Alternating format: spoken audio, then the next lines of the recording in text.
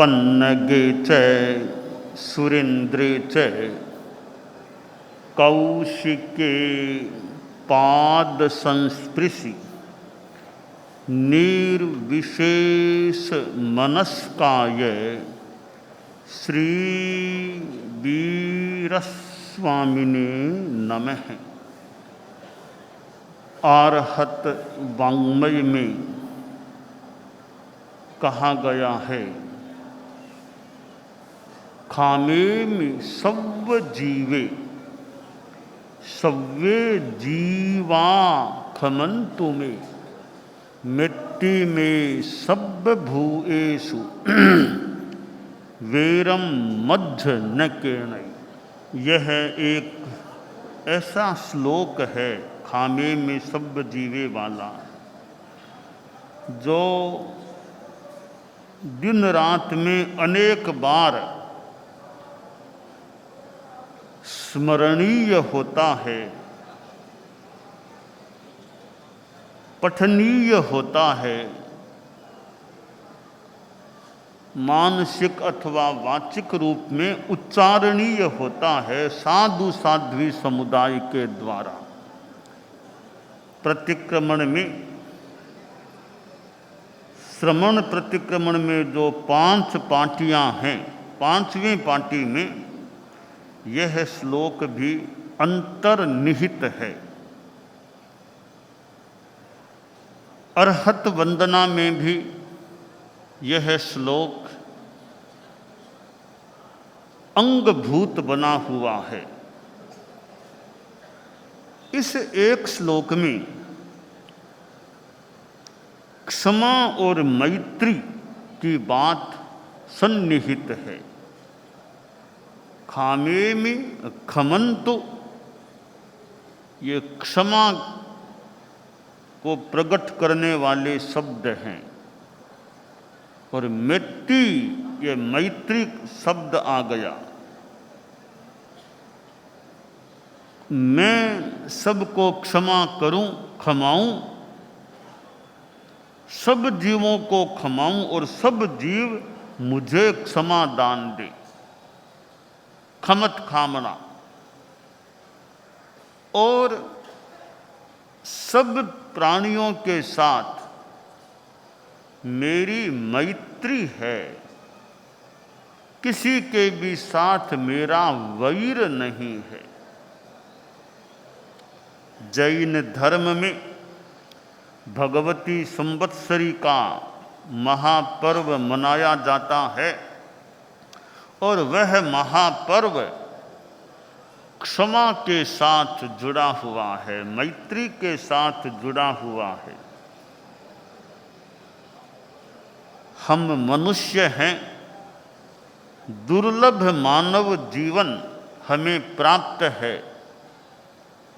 इस मानव जीवन में जितना हो सके मैत्री भाव रखें, किसी के भी साथ फालतू लड़ाई झगड़ा बैर विरोध का व्यवहार न करें। क्षमा धारण कर लेना, सक्षम होने पर भी, समर्थ होने पर भी क्षमावान होना बड़ी बात है। मार सके मारे नहीं ताको नाम मरद। मार सकता है, प्रहार कर सकता है, फिर भी अहिंसा की भावना सहन कर लेता है, वह मर्द है, पुरुष है, जो समर्थ होने पर भी क्षमा रखता है। कोई मान लो दुर्जन आदमी है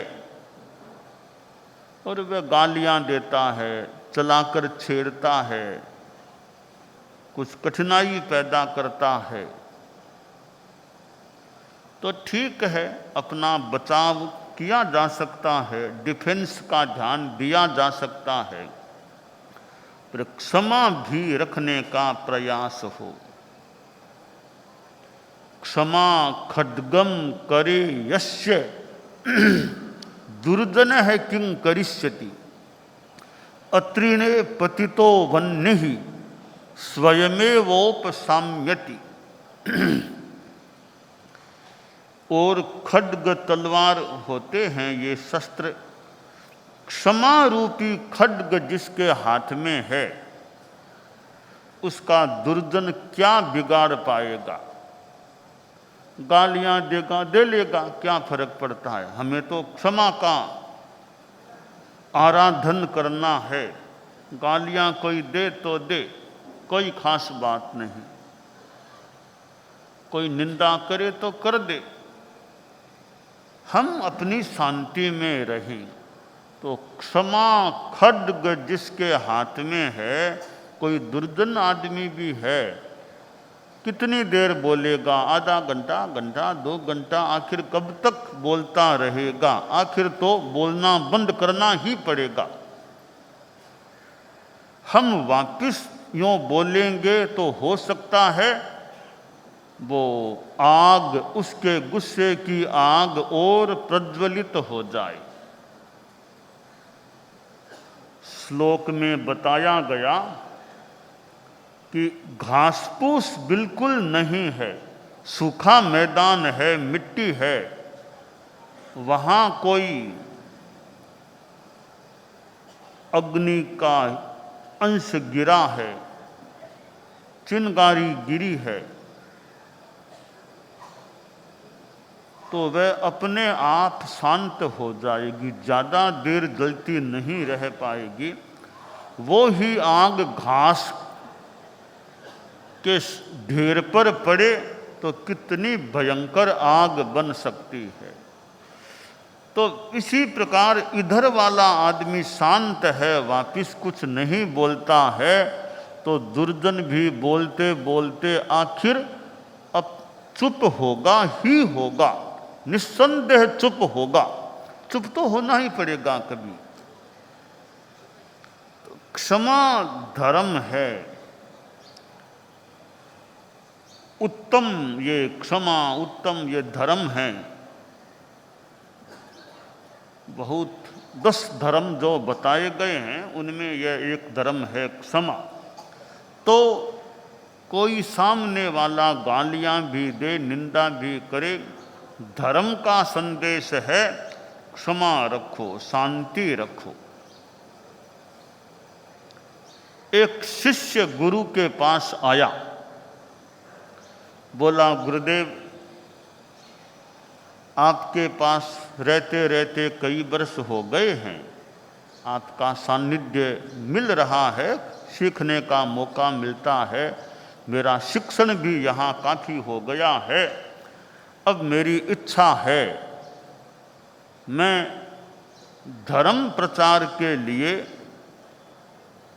और कहीं जाऊं और धर्म का प्रचार करूं। ऐसे क्षेत्र जहाँ के लोग धर्म कर्म कुछ समझते नहीं हैं, अज्ञानी हैं, अनार्य हैं, ऐसे लोगों के बीच जाकर मैं अध्यात्म अहिंसा का प्रचार करना चाहता हूँ। जो लोग अहिंसा को जानते नहीं, हिंसा का व्यवहार करते रहते हैं, वहाँ जाकर धर्म का प्रचार करूं, आपकी अनुमति हो तो। गुरु ने कहा बात तो अच्छी है, यूँ धर्म का प्रचार करना, इतने वर्षों तक मेरे पास रह चुके हो, प्रचार करना ठीक है, पर यह बताओ तुम अनार्य क्षेत्रों में जाओगे, वे लोग तो साधु को समझते नहीं, धर्म को समझते नहीं, वे तो हिंसा का व्यवहार भी कर लेते हैं, उनकी बोली भी ऐसी ही अशिष्ट हो सकती है, अमिष्ट हो सकती है, क्लिष्ट हो सकती है। अगर वे लोग, तुम जाओगे एक नए ऐसे वेश में तुमको देखेंगे, साधु के वेश में, और वहाँ के लड़के हैं, बच्चे हैं, वो तुमको गालियाँ देना शुरू कर देंगे, तो क्यों उनके लिए तुम अजीब से आदमी रहोगे, अज्ञात से आदमी रहोगे, तुम्हारी वेशभूषा जो साधु की है वो उनके लिए अज्ञात है, अपरिचित है। तो अजीब वेश वाले को तुमको देख कर वे लोग गालियां बरसाना शुरू कर देंगे, तो फिर क्या करोगे? कैसे धर्म प्रचार कर पाओगे? शिष्य बोला, गुरुदेव गालियों की बौछार तो हो सकती है, मैं भी जानता हूँ गुरुदेव, वो अनार्य लोग हैं, परंतु वे गालियाँ अगर देंगे तो मैं गुस्सा नहीं करूँगा, ये मुझे विश्वास है। मैं सोचूंगा ये तो अज्ञानी लोग हैं, मैं तो जानबूझ करके यहाँ आया हूँ। जिनकल्पी साधु जानबूझकर उदीर कर कष्ट ले लेता है, जिन कल साधु लिए कष्ट उदीरो रे, तो आव्या उदय किम थाय अधीरो रे भावे। जिनकल्पी साधु भी तो कैसे सहन करने वाले होते हैं, तो ये अनार्य लोग हैं।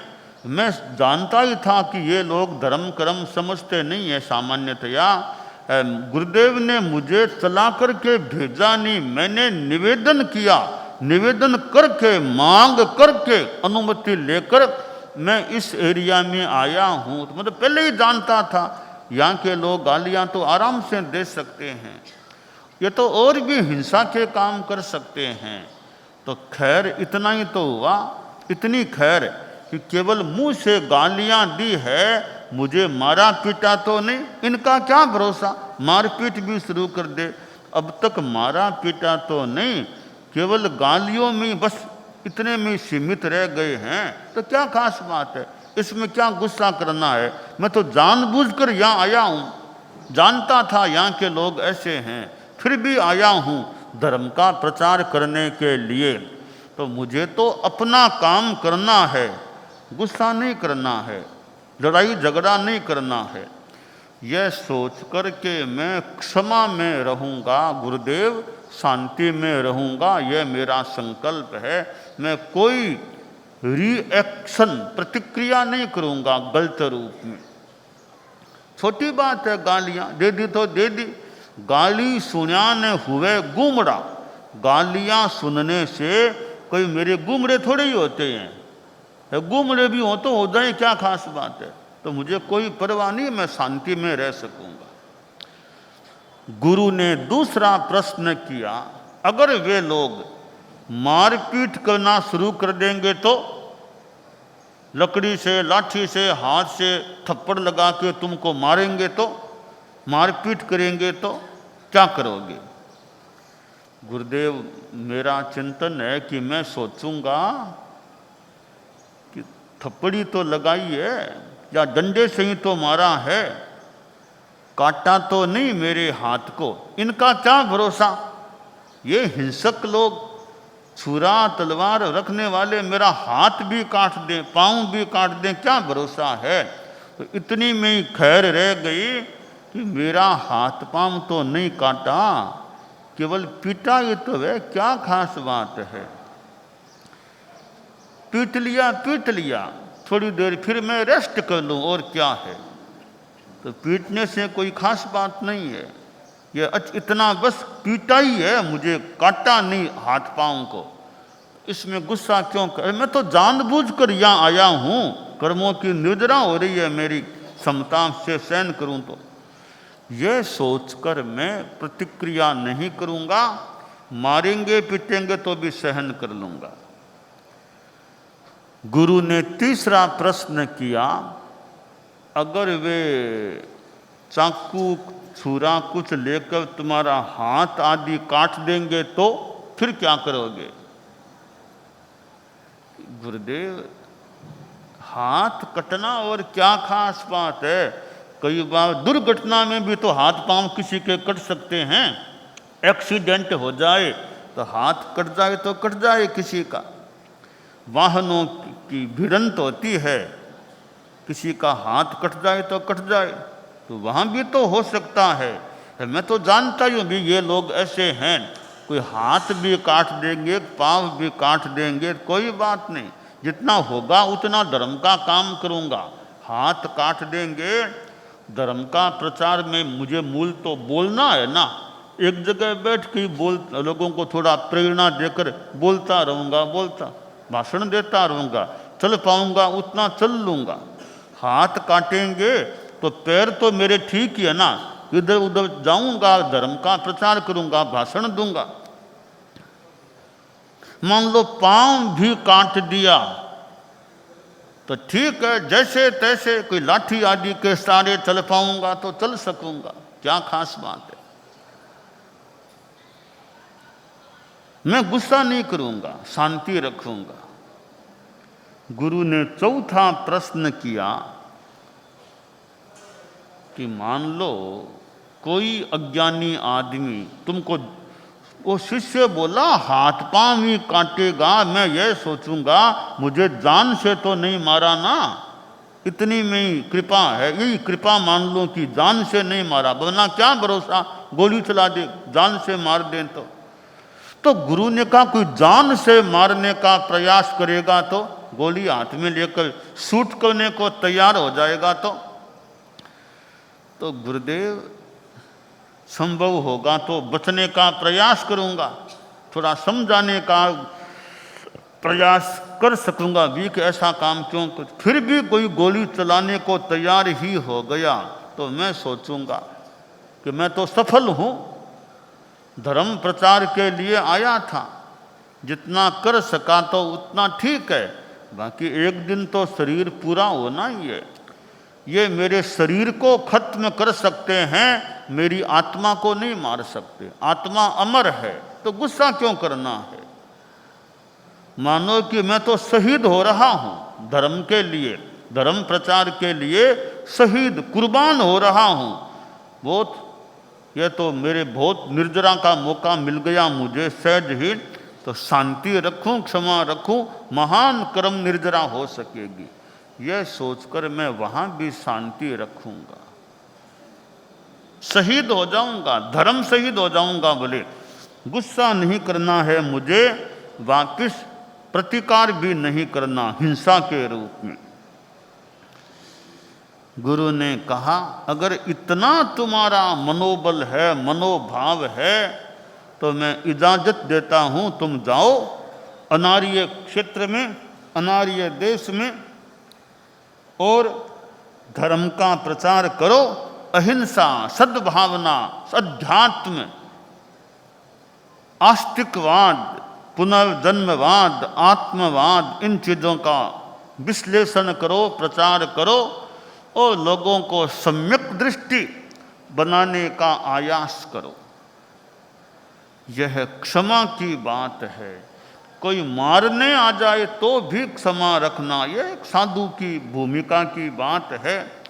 गृहस्थ जीवन में भी आदमी को जितना संभव हो सके क्षमा में रहना चाहिए, शांति में रहना चाहिए, ज़्यादा आवेश गुस्सा नहीं आना चाहिए, धैर्य रखना चाहिए कि तत्काल प्रतिक्रिया क्यों करें। मान लो कुछ लोग कुछ गड़बड़ी करते हैं, थोड़ा देखें, कुछ प्रतिकार करना होगा तो कर सकेंगे, तत्काल प्रतिक्रिया न करें, थोड़ी शांति रखें, जब लगे उचित है अब प्रतिकार करना तब प्रतिकार कर सकेंगे। बाकी जितनी संभव हो सके गृहस्थ जीवन में भी क्षमा रखनी चाहिए। परिवार में रहते हैं, मान लो एक भाई ने कुछ कह दिया, बोल दिया, तब दूसरे भाई हैं, ठीक है कुछ कह दिया तो कह दिया, अभी तत्काल हमें प्रतिक्रिया नहीं करनी चाहिए, फिर कहीं बात बढ़ सकेगी, बढ़ जाएगी, कहीं हो सकता है तो बाद में इससे बात करेंगे। एक दो दिन बाद शांति से बात करें, भैया तुमने जो बोला था ना क्या वो उचित था, वो भी कई भी हाँ उचित तो नहीं था, तो आगे से ध्यान रखना चाहिए, ऐसे नहीं बोलना चाहिए। थोड़ा समझाने का प्रयास करें। तो परिवार में भी क्षमा, सहिष्णुता वह रहे तो परिवार में शांति रह सकती है। और एक ने बोला, दूसरा फिर बोला, और फिर वो बोला, और फिर वो बोला, तो बोलारा जोर जोर से बोलना शुरू हो जाता है। अशांति भी हो सकती है, आसपास में भी लोग देखने के लिए इकट्ठा हो जाए, रे देखते हैं क्या हो रहा है, क्या हो रहा है। तो लोके हास्यम गृहे हानि, लोग तो हंसते हैं जब कैसे लड़ते हैं, खुद के घर में एक कलह का माहौल बन जाता है। तो गृहस्थ जीवन में, परिवार में भी यह क्षमा रखना, मौके पर कहने की बात कही भी जा सकती है। तो यह क्षमा बहुत लाभ की चीज हो सकती है। तो जैन धर्म में भी क्षमा का बड़ा महत्व है। और संवत्सरी महापर्व तो मानो क्षमा से जुड़ा हुआ होता है।